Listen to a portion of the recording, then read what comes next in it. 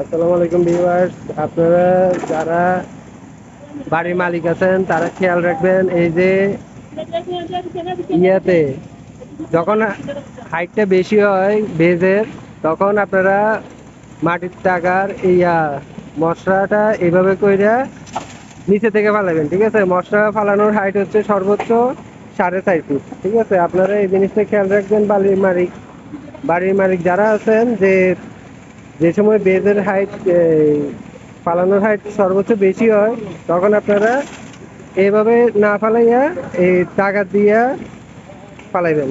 ঠিক আছে, মানে হাইটটা একটু কম করার চেষ্টা করবেন, নাইলে এটার সেগ্রিগেশন হয়, বুঝছেন?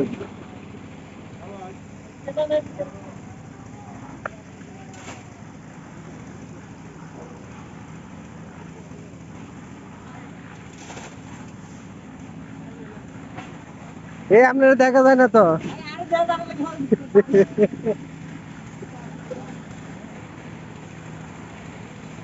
এই আপনারা যে সময় জ্বালাই দিবেন, এই জিনিসটা আপনারা খেয়াল রাখবেন বেজ জ্বালাইয়ের সময়।